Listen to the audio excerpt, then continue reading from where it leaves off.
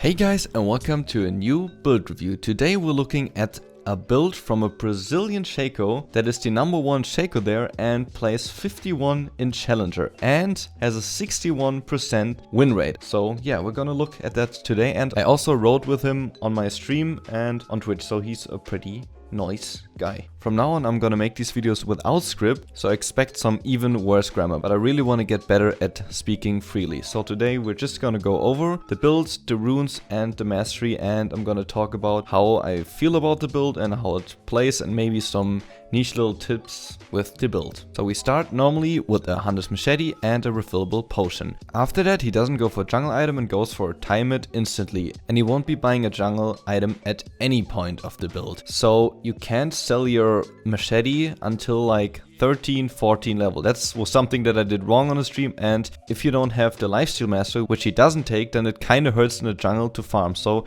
you should keep it until 13-14 level. Time it feels really nice for clearing the crux and is even better against the birds. At some point you can just kill them really easily, and they give a lot of gold, so it sucks to go around them. With this it's easy to clear. After that he gets Berserker Greaves. Your clear and fighting ability is pretty freaking nice because the attack speed from Berserkers is pretty damn high. After that he follows with a Yumu's Ghostblade. Now I haven't been really building that item because the active got nerfed and stuff, but getting that extra speed actually still is really nice because you can stay on your target longer. And now that he doesn't do as much damage as before, it's actually pretty important to stay on AD carries or squishies that you think you can kill. And of course it's really nice to get away as well. Now another thing to talk about is lethality. I still don't really know what to think about it with the scaling parts and something. I haven't quite understood it either, but in this build it actually felt pretty nice from what I've seen. After that he gets a second lethality item, the Duskblade. Now the Duskblade itself, the active is really nice, where you can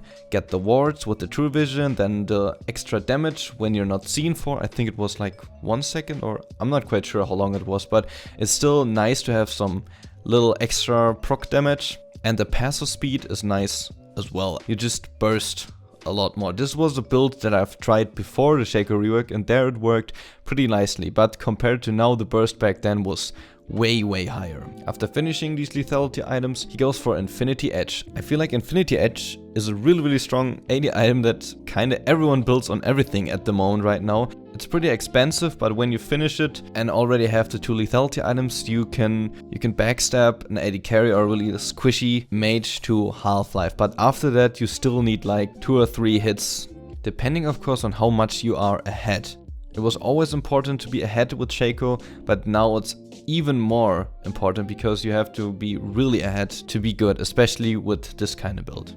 As next item we get Trinity, which gives us more fightability. We get the Sheen, which we get first, at least I do, and I think it's the best item to get first. The movement speed is nice as well, then that you can follow up people with the Phage is really nice, and the more attack speed helps you because you can't really 2-shot that amazingly well, so you can 4-shot, but then it looks really quick because you have all that attack speed. And if you get 2 backstabs off and you use your clone as well to do the backstabs, then it still functions like before, but it's harder to do. Now as our last item we build out the Time It to a Ravenous. I wasn't really a big fan of Ravenous, as a lot of people that have been on my channel longer know, but now I actually feel like it's kinda nice because you can heal up on the waves and still have the nice wave clear. And the extra 80 I feel like is actually kinda needed now on the new Shaco. But if you have this full build, you can actually 2-shot, 3-shot carry still. Now if they build armor or something, then you won't be able to, but then you force them into building armor so they don't do as much damage. I've played around 6 games with this now, and I've had quite a success,